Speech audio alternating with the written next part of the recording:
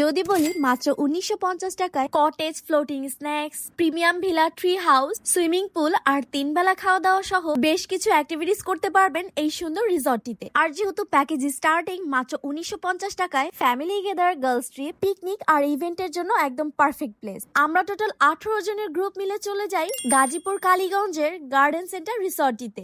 প্রথমেই আমাদেরকে welcome drinks দিয়েছে। এন্ড গাইস, আজকের ডে এবং নাইটের জন্য এই সুন্দর কটেজ গুলো কিন্তু আমাদের হয়ে গিয়েছে।